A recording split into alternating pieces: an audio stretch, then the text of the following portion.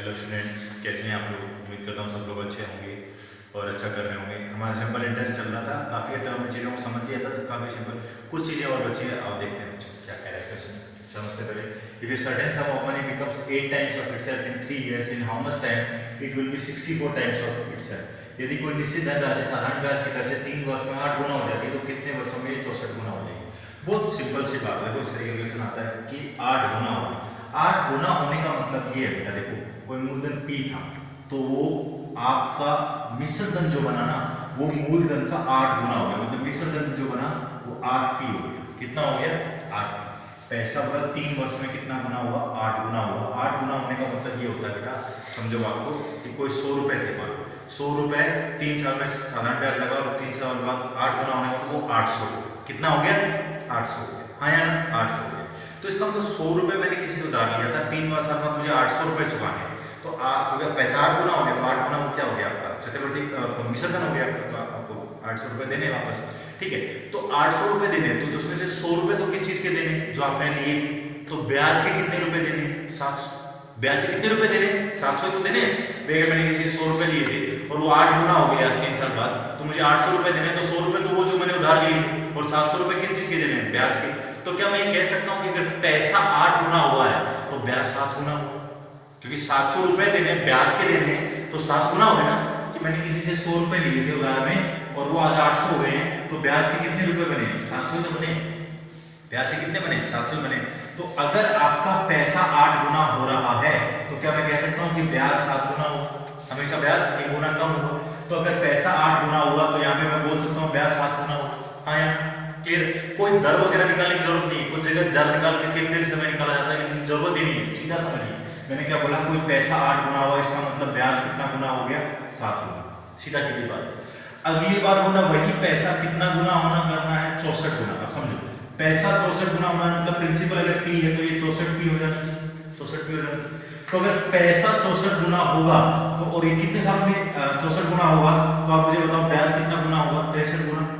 ब्याज हमेशा एक कम होगा ना। हमने सीखा कि पैसा 8 गुना हुआ तो ब्याज 7 गुना होगा। तो यहाँ पे पैसा 64 गुना, पैसा 64 गुना हुआ, पैसा 64 गुना हुआ तो ब्याज 63 गुना हुआ, तो एक कम होगा। और अब सीधा देखो, पहले ब्याज हो रहा था 7 गुना, समझिए सीधा, और यहाँ पर ब्याज हो रहा है 63 गुना। तो मतलब ब्याज कितना गुना बढ़ गया? 9 गुना बढ़ गया। ब्याज कितना गुना बढ़ गया? 9 गुना बढ़ गया। और अब देखो सीधी सीधी सी बात है, ये सीधा सीधा आपका किसका ताल्लुकात आया है? ब्याज का। तो सीधा इसको समय से ताल्लुकात इसका मिलाते हैं। पहले कितने साल में हो रहा था 7 गुना ब्याज? 3 साल में। तो अब मुझे एक बात बताओ, अगर यहाँ पर ब्याज का 9 गुना हुआ है तो समय का भी कितना गुना कर देंगे? 9 गुना कर देंगे। समय का भी कितना गुना कर देंगे? 9 गुना कर देंगे। तो यहाँ पे 3 गुना मतलब 9 की कितना हो जाएगा? 27 साल हो जाएगा। कितना साल हो जाएगा बेटा? 27 साल हो जाएगा। दोबारा समझिए और दोबारा देखिए, बहुत सिंपल मेथड है। मैंने क्या बोला? कोई पैसा है वो 8 गुना हो गया कुछ वर्षों में, तो इसका मतलब 3 वर्षों में, कुछ वर्षों में हमें वर्ष पता है, 3 वर्षों में ऐसा हुआ है। तो हमें पता है कि अगर पैसा 8 गुना हो रहा है तो ब्याज इसका मतलब 7 गुना होगा। ब्याज कितना गुना होगा? 7 गुना होगा। ये हमेशा कम होता है। अब अगली बार पैसा 64 गुना हो रहा है तो मतलब ब्याज कितना गुना होगा? 63 गुना होगा। ब्याज कितना गुना होगा? 63 गुना होगा। एक कम होगा आपका, ठीक है। तो 63 गुना होगा। तो इसका मतलब ब्याज पहले 7 था, अब 63 हो गया। तो सीधा कितना गुना बढ़ा? 9 गुना बढ़ा। हाँ यार, तो इसका मतलब अगर ये 9 गुना बढ़ा है तो समय को भी सीधा 9 गुना बढ़ा दो, तो 9 दिए 27 साल आपका आंसर हो जाएगा। तो जब पूछा 64 गुना कितने वर्षों में हो जाएगा, तो आपका आंसर हो जाएगा 64 साल। तो यहाँ से क्या ट्रिक निकल के आई? तो 27 साल। कितने साल में 64 गुना हो जाएगा? तो क्या हो जाएगा? 27 साल। 27 ईयर्स में आपका आंसर हो जाएगा। आपका आंसर। तो यहाँ से क्या ट्रिक निकल के आई कि जितना गुना पैसा होता है ना उससे कम में ब्याज होता है। तो अगली बार सीधा लिखेंगे 7 गुना, पैसा 8 गुना तो ब्याज 7 गुना 3 साल में। अगली बार पैसा 64 गुना तो 63 गुना, तो ये कितना गुना? 9 गुना। तो 9 दिए 27। सीधा इतना सा कार्यक्रम लिखना है और आधी बार तो लिखने की जरूरत नहीं है, बिना पेन उठाए आपका काम हो जाएगा। पैसा 7 गुना, 8 पैसा 8 गुना तो ब्याज 7 गुना 3 साल में। पैसा 64 गुना तो ब्याज 63 गुना, तो ये गुना 9, तो ये भी गुना 9, 27 साल आपका चल जाएगा। मतलब आपको कोई भी चीज लिखने की जरूरत नहीं पड़ेगी बच्चों, सिर्फ और सिर्फ ये इतनी सी कैलकुलेशन करनी है और ये भी कुछ टाइम के बाद में जरूरत नहीं पड़ेगी। आओ कुछ क्वेश्चन छोड़ देखते हैं। देखो बच्चों एकदम वैसा ही क्वेश्चन है, एक बार आप लोग खुद से ट्राई करिए फिर देखिए क्या कह रहा है। If a certain some of money become 7 times of itself in 5 years, in how much time it will be 43 times of itself. यदि कोई निश्चित धन राशि साधारण ब्याज की दर से 5 वर्ष में 7 गुना हो जाती है तो कितने वर्षों में 43 गुना हो जाएगी। तो देखो बहुत सिंपल सी बात है 5 वर्षों में 7 गुना, तो 7 गुना इसका मतलब एक बात बताओ मुझे, सीधा सीधा बताओ, अगर पैसा 7 गुना तो इसका मतलब आपका ब्याज 6 गुना। ब्याज कितना गुना? 6 गुना। और कितने साल में ऐसा हो रहा है? 5 सालों में ऐसा हो रहा है। 5 सालों में ऐसा हो रहा है ना भाई, पैसा के 7 गुना तो ब्याज वैसे ही कम होता है। अगली बार पैसा कितना गुना? 43 गुना, तो इसका मतलब ब्याज कितना गुना? 42 गुना। ब्याज कितना गुना? 42 गुना। हाँ यार, सीधी समझ में आ रही बात। तो पैसा जितना गुना होता है, मतलब मिश्रधन का जितना गुना होता है उससे एक कम आपका ब्याज होता है, ये तो पता है ना। तो पैसा 7 गुना हुआ तो इसका मतलब आपका जो ब्याज हो गया वो 6 गुना हो गया। और अगली बार पैसा 43 गुना हुआ तो ये आपका 42 गुना हो गया ब्याज आपका। अब आप सीधा सा वही चीज देखो, ब्याज 6 से 7 42 हो गया, तो मतलब सीधा कितना गुना बढ़ा? 7 गुना बढ़ा। तो इसका मतलब आपका समय भी कितना गुना बढ़ जाएगा? 7 गुना बढ़ जाएगा। 7 जो कितना हो जाएगा? 35 वर्ष। कितना वर्ष हो जाएगा बेटा? 35 वर्ष। तो 42 गुना मतलब 43 गुना पैसा कितने साल में हो गया? 35 साल में हो गया। अब क्वेश्चन कंप्लीट हो गया। बहुत सिंपल सी बात है। क्या बोला? पैसा 7 गुना, एक बार दोबारा देख लीजिए, तो इसका मतलब ब्याज 6 गुना 5 सालों में, और पैसा 43 गुना तो ब्याज 42 गुना, तो 6 से 42 करने के लिए 7 गुना, 6 7 42 भाग भी देखिए तो सीधा दिख रहा है, तो 5 7 35। मतलब इतनी सी कहानी। अगली बार तो इतना मतलब उसे सीधा लिखो आप 6, क्योंकि अगली बार दिमाग में बैठा हुआ है। पैसा 7 गुना तो ब्याज 6 गुना 5 साल में, पैसा 43 गुना तो ब्याज 42 गुना, तो ये गुणा 7, तो ये भी गुणा 7, तो आंसर कितना आ गया? 35 साल आंसर हो गया। और मैं कहता हूँ उस टाइम के बाद ये लिखने की आवश्यकता नहीं है। जैसे बोला 7 गुना तो पैसा इसका मतलब 6 गुना, 43 गुना तो मतलब ब्याज 42 गुना, तो 6 7 42, तो 5 7 35। मैं कहता हूँ चुटकियों में आंसर आएगा। मजा आया कि नहीं आया बेटा? ऐसे ही मजे लेने के लिए देखते रहिए। आइए नेक्स्ट क्वेश्चन देखिए बच्चों, बहुत ही आसान सा क्वेश्चन है। आइए देखते क्या कह रहा है। At what rate percent per annum will sum of money double in 16 years. कोई साधारण ब्याज की दर से, किसी साधारण ब्याज की दर से कोई धन 16 वर्ष में खुद का दुगना हो जाएगा, तो किस साधारण ब्याज की दर से पूछे इसने? तो मतलब रेट पूछा आपसे। तो बहुत सिंपल सी बात है, क्वेश्चन में क्या कह रहा है कि पैसा दुगना हो रहा है। तो वही बात कि पैसा दुगना हो रहा है मतलब प्रिंसिपल है तो P है, तो इसका मतलब का जो मिश्रधन है वो 2P है ना, मिश्रधन है वो 2P है। तो अगर पैसा 2 गुना है हो गया है, तो हमने ये सीखा है जितना गुना पैसा होता है, बस पिछले सवाल में, कि पैसा अगर दुगना मतलब जितना गुना होता है ब्याज उससे 1 कम होता है। तो इसका मतलब अगर पैसा दुगना हुआ तो मतलब ब्याज इससे 1 कम, मतलब ब्याज 1 गुना हुआ। ये तो सीखा, जैसे पहले सीखते थे पैसा 8 गुना हो गया तो ब्याज 7 गुना हो गया, पैसा 5 गुना हो गया तो ब्याज 4 गुना हो गया, तो पैसा 2 गुना हो गया तो ब्याज 1 गुना हो गया। और 1 गुने का मतलब क्या हुआ? 1 गुने का मतलब ब्याज, मूलधन और ब्याज आपस में बराबर है। मूलधन और ब्याज आपस में बराबर है। भाई मैं सीधी सी बात बोला, मैंने किसी से 100 रुपये उधार लिए, 5 वर्ष बाद वो दुगने हो गए, मतलब 200 रुपये हो गए, 200 रुपये हो गए, तो 200 रुपये हो गए, इसका मतलब 200 रुपये आपके मिश्रधन हो गया आपका।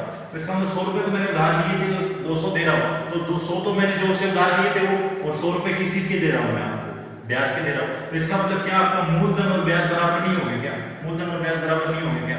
तो इसका मतलब मैं सीधा सा समझ सकता हूँ अगली बार से हमेशा के लिए कि जब भी बोले ना कि पैसा दुगना हो गया, तो पैसा दुगना होने का मतलब मूलधन और ब्याज बराबर, क्योंकि पैसा दुगना हुआ तो ब्याज उससे 1 गुना कम हो गया, तो मतलब पैसे का 1 गुना हो गया ब्याज, है ना, तो 1 गुना मतलब बराबर हो गया। तो अगली बार से सीधा ही समझना कि जब भी बोले पैसा दुगना हुआ इतने सालों में, तो मतलब ब्याज और मूलधन बराबर हो गया बेटा, है ना। तो यहाँ पर वैसे तो फॉर्मूला लिखने की जरूरत नहीं है, लेकिन फिर भी लिख लेता हूँ। मूलधन अगर मैं x मानता हूँ तो इसका मतलब ब्याज भी कितना गुना? x ही हो गया, x ही हो गया। और दर आपको निकालनी है, टाइम आपको पता है कितने साल है? 16 साल, है ना। ये सो अब चाहो तो फॉर्मूला लगा लो, ऐसा इक्वल टू क्या होता है? p गुणा r गुणा t बटा 100। तो ये अगर ऐसा ही x है तो p भी x है, पता ना x क्यों? क्योंकि पैसा और मूलधन और ब्याज बराबर होगा, क्योंकि पैसा दुगना होगा, तो ये x है तो ये भी x है, गुणा r आपको निकालना है, टाइम कितना है? 16 बटे 100, x कट गया, 100 उधर चला जाएगा तो r आ जाएगा 100 बटा 16, 100 बटा 16, हाँ यार 100 बटा 16, और 100 बटा 16 मतलब कितना हो गया? 25 बटे 4, और 25 बटे 4 कितना होता है? 6 से 1 बटे 4%, 6 से 1 बटे 4%। हाँ यार क्लियर है नहीं? भाई सीधी सी बात थी कि पैसा, ये तो मैंने करके बताया भाई। यहाँ से देखो क्या सीखे, जैसे बोला मूलधन और ब्याज, क्योंकि पैसा दुगना हुआ तो मतलब मूलधन और ब्याज बराबर, और मूलधन और ब्याज बराबर तो अगली बार क्या देखना है? ये x माना तो ये भी x हो गया, x कट गया, तो अगली बार सीधी सी बात है, आपको पता है जब भी बोला पैसा दुगना हो तो इसका मतलब ब्याज और मूलधन बराबर, और ब्याज और मूलधन बराबर, तो उसका वो ब्याज और मूलधन वाले का तो कोई रोल नहीं लेंगे, तो इसका मतलब रोल किसका रहा है? तो नीचे जो 100 आया प्रतिशत का और टाइम का, तो अगली बार आप सीधा बोले 16 साल, हाँ जी, तो 16 बटे 16, 100 बटे 16 या, है ना। अगर ये बोलता 20 साल तो 100 बटा 20 का आंसर हो जाता। हो जाता है कि नहीं हो जाता? मतलब ट्रिक क्या निकल के आ रही है यहाँ से, ट्रिक क्या निकल के आ रही है, जब भी बोले अगर अगली बार के लिए आपसे पूछे कि रेट निकालना है आपको, तो आपसे अगर पूछा रेट निकालने के लिए, तो आप क्या कीजिएगा, सीधा सीधा भाई बोला कि 16 साल में कोई पैसा दुगना हो तो दर बताओ, तो सीधी सी बात है 100/16 है ना। अगर बोले कोई पैसा 25 साल में दुगना हुआ तो रेट बताओ, तो साहब 100/25। क्यों? क्योंकि पता है जब पैसा दुगना हो गया इसका मतलब ब्याज और मूलधन तो बराबर होगा, ब्याज और मूलधन बराबर हो गए तो ये तो आपस में कटेगा ही कटेगा। तो ये निकालना है, तो किसका किसका रोल ले गया, एक जो 100 एक फिक्स वैल्यू है, 100 तो फिक्स वैल्यू है, और किसका टाइम का, तो 100 को किससे भाग दे दोगे, समय से भाग दे दो ऐसे, तो 100 से किससे भाग दे दो, समय से भाग दे दो। लेकिन रटाने की बात नहीं है, समझने वाली बात है किस तरीके से होगा। तो अगली बार जैसे क्वेश्चन दिखेगा, हम क्वेश्चन को देखते ही पलक झपकते आंसर दे देंगे। जितना फास्ट स्टंपिंग जैसे धोनी करता है ना, उतना ही फास्ट आंसर हम क्लिक कर देंगे अगर हमें कंसेप्ट आता है तो, है ना, ट्रिक से। और बच्चों नेक्स्ट क्वेश्चन देखो बच्चों, एक बहुत ही प्यारा क्वेश्चन है। स्पेस की कमी की वजह से मैंने इंग्लिश में लिख लिया है, समझा दूंगा, समझ में आ भी जाएगा, इतने पढ़े लिखे आप लोग हो तो समझ में आ भी जाएगा क्या कह रहा है। देखो, Arvind borrowed a sum of ₹6300 from Rasika at the rate of 14% per annum for 3 years. He had some more money in it and lent it to Ria at 16% per annum for 3 years. In this process, he earns a total profit of ₹618. Find how much money does he add? Find how much money does he add? देखो मैं समझाता हूँ। जैसे मान लो मैं अरविंद हूँ, ठीक है, मैंने राशिका नाम की लड़की किसी से पैसा लिया होता, ठीक है, फिर कितने रुपए उधार लिए, 6300 रुपये उधार लिए, और किस रेट पे, 14% की रेट पे। भाई 14% की रेट पे आजकल कोई अपना तो है नहीं, सगा तो है नहीं, तो बिना ब्याज से कोई पैसा क्यों देगा, तो 14% की रेट उसने फिक्स करी और 3 साल के लिए उसने मुझे उधार दे दिया। अब मैंने भी अपना दिमाग चलाया कि अगर मैंने इससे पैसा ले लिया तो मैंने वो पैसा किसको दिया, फिर रिया को दिया, अरविंद ने रिया को वो पैसा दिया, और क्या किया, कुछ पैसा अपनी साइड से भी उसमें मिला दिया, ठीक है, और किस रेट, उसने रेट भी बढ़ा दी कि पैसा यहीं से उसमें उसने खंगाला कि रेट उससे उधार लिया था 14% पे, और अगले को उधार दिया, जैसे मैंने इधर से पैसा लिया 6300 रुपये 14% पे 3 साल के लिए, ये फिक्स हुआ हमारा। उस 6300 रुपये मैंने कुछ रुपए और मिलाए, और वो रुपए मिला करके मैंने रिया को 16% पे 3 साल के लिए, समझ रहे हो, वो का वो पैसा 6300 का 6300 नहीं दिया, 6300 14% पे 3 साल के लिए लिया मैंने, और 6300 रुपये में कुछ रुपए और मिला करके मैंने ये पैसा रिया को दे दिया, ठीक है। तो इसमें मुझे कुल फायदा होगा कितने रुपए का, 618 रुपये फायदा होगा, क्योंकि कुछ पैसा मिला है, और ऊपर से मैंने क्या बढ़ाया है, ब्याज भी बढ़ाया है, क्योंकि उससे मैंने 14% भी लिया था राशिका से मैंने, और मैं रिया को दे रहा हूँ किस परसेंट पे, 16%, है ना, तो 618 रुपये का फायदा होता है। तो बताना कि कितना रुपए मैंने मिलाया है, यस और। अब देखो इस क्वेश्चन को बनाने के लिए एक सिंपल सा जो सबसे पहले एक्स वाला मेथड है, पहले तो वो समझ लेते हैं। अब देखो एक बात बताओ, अगर राशिका से मैंने 6300 उधार रुपये लिए तो 63 ब्याज कितना बनेगा राशिका का 3 साल बाद, पहले ये निकालेंगे। तो मूलधन 6300 गुणा दर कितना 14% गुणा समय कितना 3 साल बटे 100, क्या यही ब्याज बनेगा राशिका? क्या ब्याज का इतने रुपए देने पड़ेंगे मुझे राशिका? हाँ बिल्कुल देने पड़ेंगे।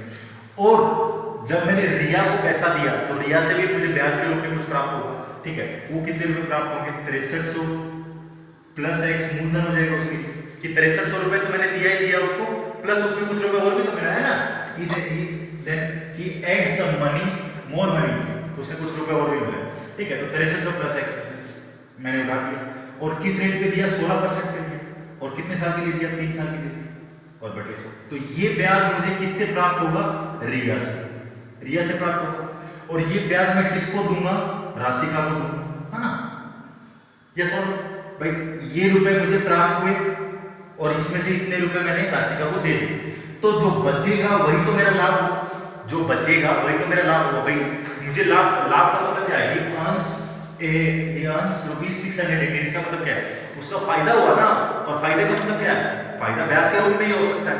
भाई जो उसने इधर उधर पैसा किया उसमें उसको फायदा थोड़ी हुआ, पैसा तो उसने जो 14% की जगह दिया 16% दिया, कुछ पैसा और बढ़ाया, तो उसे जो फायदा हुआ वो ब्याज के रूप में ही हुआ, सीधी सी बात। तो ये जो फायदा है ये ब्याज का है, तो इसका मतलब ये पैसा मुझे रिया से मिला और ब्याज के रूप में, और ये पैसा मैंने राशिका को दिया 3 वर्ष बाद ब्याज के रूप में, तो इसमें से इसको घटाऊंगा तो जो ब्याज का पैसा बच जाएगा वही मेरा फायदा होगा, फायदा।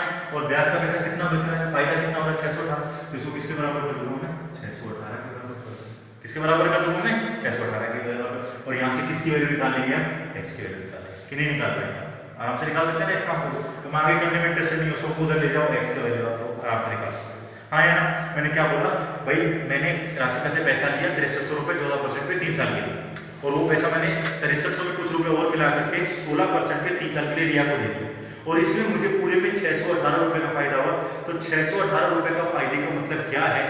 618 रुपये के फायदे का मतलब ये हुआ बच्चों कि आपका क्या बोलते हैं, आपको जो फायदा हुआ है वो ब्याज के रूप में हुआ। तो मैं जो मुझे ब्याज मिला माइनस जो मैंने राशि का वो ब्याज दिया, उसमें से उस ब्याज को घटा दिया, तो 618 बराबर यहाँ से x निकाल, है ना? ये तो मेथड आपको क्लियर हो गया। अब बिना x के करते हैं, क्योंकि x तो हम मानते नहीं है ज्यादा करके, है ना? तो यहाँ से निकाल लोगे इसको तो आप 100 को इसे ले जाओगे, आगे सॉल्व करोगे, है ना? अब देखो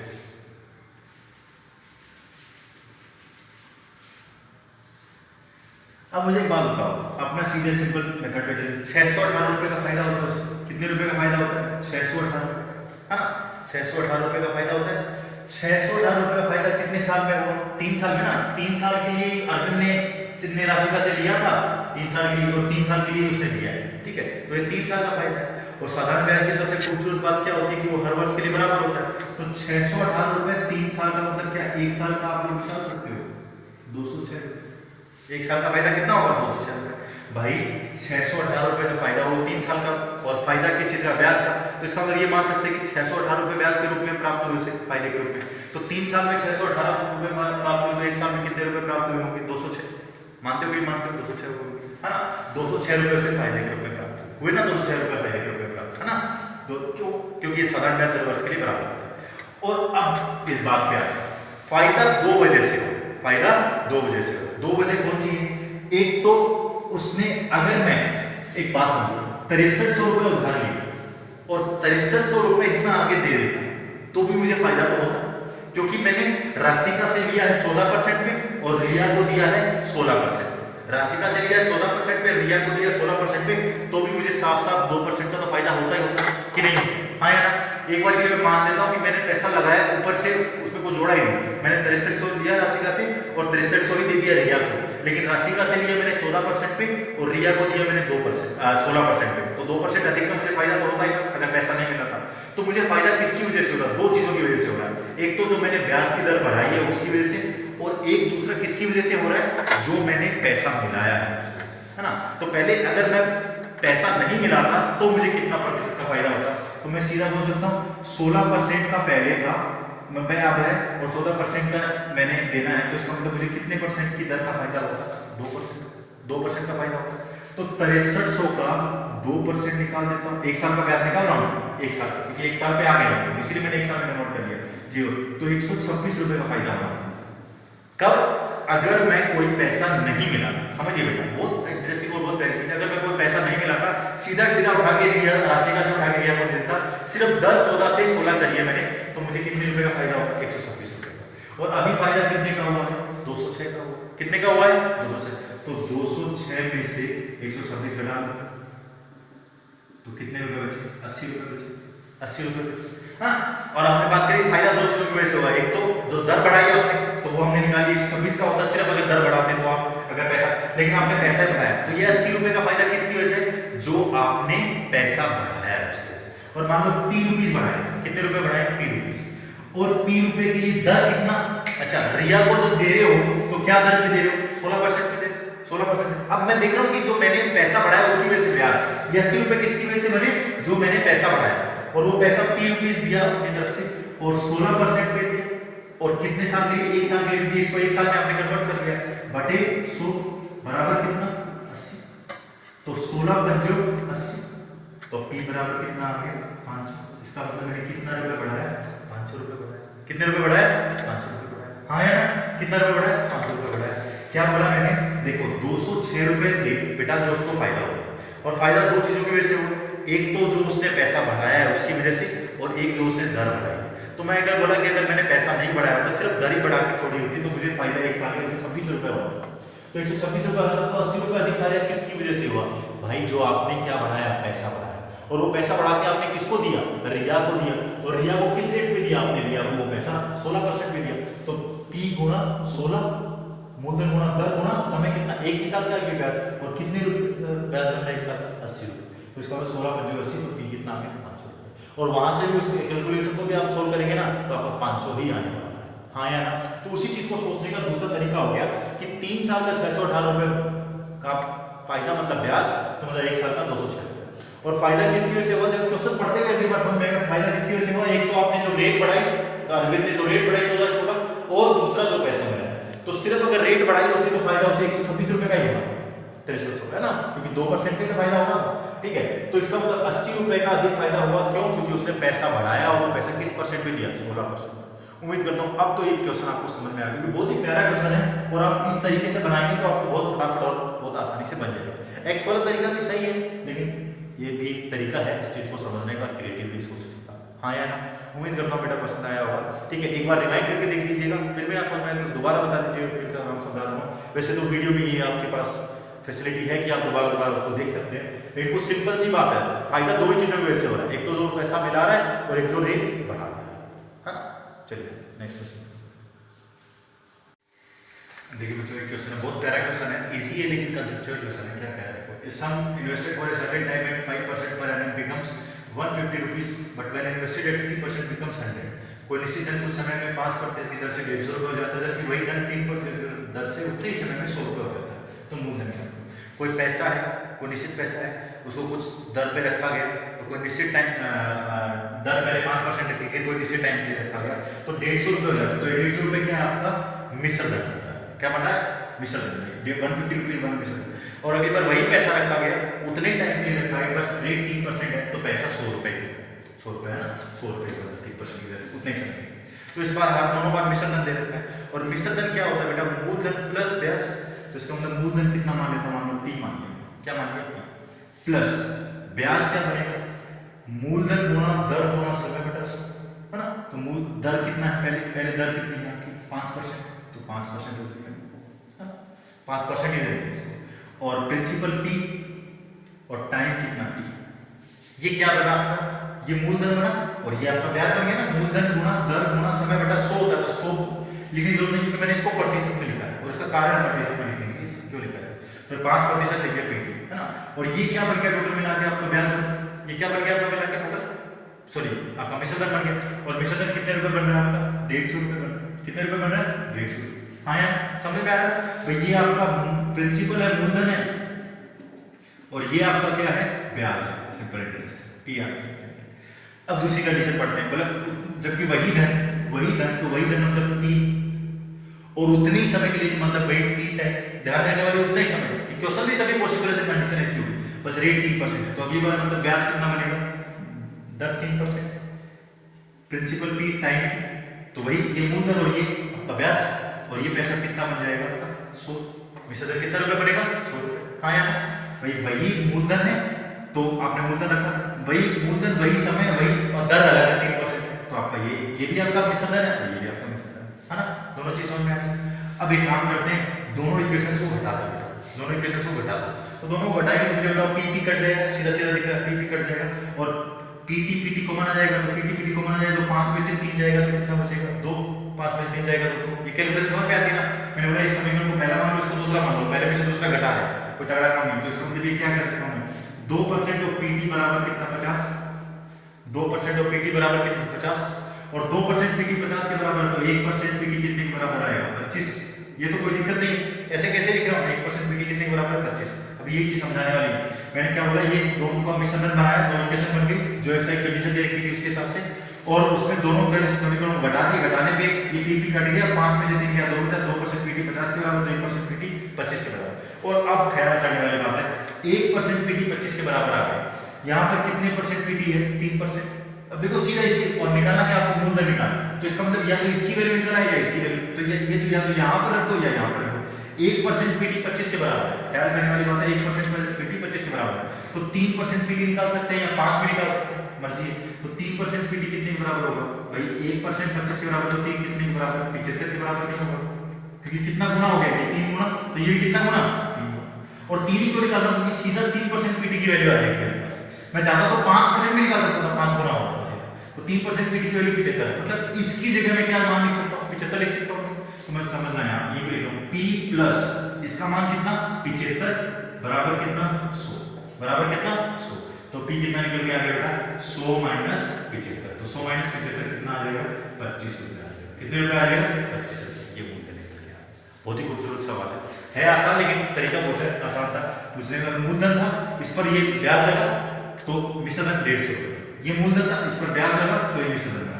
दोनों को घटा दिया तो 2% पीटी 50 के बराबर, क्योंकि कट गया तो 1% पीटी 25 के बराबर, और 1% पीटी 25 के बराबर तो इसको गुणा 3 कर दिया, इसको भी गुणा 3 कर दिया, तो इसका मतलब 3% पीटी 3% की वैल्यू 3% की वैल्यू। यहाँ पे चाहते तो 5% की वैल्यू निकाल सकते थे। कैसे? 1% पीटी की वैल्यू 25 है बेटा, तो 5% पीटी की वैल्यू निकालनी है, तो ये कितना गुना 5 गुना, तो ये भी कितना गुना 5 गुना, तो कितना हो जाएगा 125। कितना हो जाएगा 125। तो मतलब इसकी जगह में 125 डाल देता हूँ, और इसकी जगह ख्याल करो, इसकी जगह अगर मैं 125 डालता हूँ, इधर लिख रहा हूँ p प्लस 125 बराबर 150, तो यहाँ से भी p कितना निकल के आ रहा है 25 ही तो आ रहा है, 150 माइनस 125। हाँ यार वही चीज है कि नहीं? तो चाहो तो 3% निकालो, चाहो तो 5% निकालो। तो बस मूलधन देखो, आप पूछता कि समय तो बस यहाँ पे नहीं, आपका आगे मतलब आगे इसमें पॉसिबल नहीं, ठीक है, क्योंकि वेरिएबल देखो p और t वेरिएबल निकालने को निकाल सकते हो, यहाँ पर आगे टाइम भी निकाला जा सकता है इस कंडीशन में। कैसे? यहाँ पर p रख देंगे यहाँ पर, ठीक है, और p यहाँ पर रख देंगे तो यहाँ पर t निकल जाएगा, टाइम भी निकल सकता है ना। लेकिन इस तरीके से इस कैलकुलेशन को करना था थोड़ा समझदारी से, कि मैंने लिख दिया, और अब अगली बार के लिए तो ना इतना करने की जरूरत नहीं है। अगली बार समझेंगे 5% और 3% को अंदर कितना 2%, तो 2% का मान कितना 150, 100 का अंतर 50, तो 1% का 25, 25 दिए 75, 75 100 में से गए तो 25। तो हमें चीज को तो सीख करके उसको प्रिंट तो बना ही लेना है, क्योंकि अगली बार ये काम तो कर ही लेना है ना। तो चलिए अब देखिए बच्चों, एकदम वैसा ही क्वेश्चन है, एकदम वैसा ही क्वेश्चन है, और ये आप लोगों के लिए होमवर्क है। मुझे आंसर आप लोग कमेंट बॉक्स में बताने वाले हैं। क्या है मैं पढ़ देता हूँ आप लोगों के लिए। इस sum of money amounts ₹400 at 10%, but amounts ₹200 only at 4%, find the time. कोई धनराशि 10% की दर से 400 हो जाती है, लेकिन 4% की दर से 200 हो जाती है। कोई पैसा है, मूलधन है, उसको कुछ साधारण ब्याज की दर से, साधारण ब्याज पहले बता दूंगा ना, उसको कितने रुपए बनते हैं 400 रुपए 10% की दर से। रेट 10% है, कुछ टाइम टी, कुछ फिक्स टाइम है ना, तो वो 400 रुपए होते हैं। और वही पैसा और उतने ही समय के लिए, ख्याल रहे वही पैसा और उतने ही समय के लिए, जब 4% की दर से रखे जा रहे हैं उतने ही समय के लिए, तो 200 रुपए बन रहे हैं, है ना, 200 रुपए बन रहे हैं। तो आपको टाइम निकालना है। एकदम वैसा ही क्वेश्चन है। पिछले क्वेश्चन में बेटा आपने बस मूलधन पूछा था, इसमें मैंने एक चीज और ज्यादा पूछ ली सामने, मैंने उसमें बताया था। तो इसमें आपको पहले क्या निकालना पड़ेगा, पहले आप मूलधन निकालिए, और जब मूलधन निकालेंगे तो उसके बाद समय, ठीक है। और ऑप्शन दे दीजिए आप लोग 100, 50, 25 और 10, ये आपके ऑप्शन है A, B, C और D। आप लोग मुझे बताने वाले हैं आपका कौन सा वाला आंसर है, ठीक है।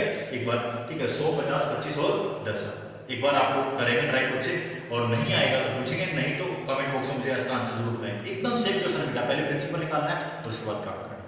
तो उम्मीद करता हूँ ये सेशन आप लोगों को पसंद आया होगा। मिलते हैं अगली क्लास में।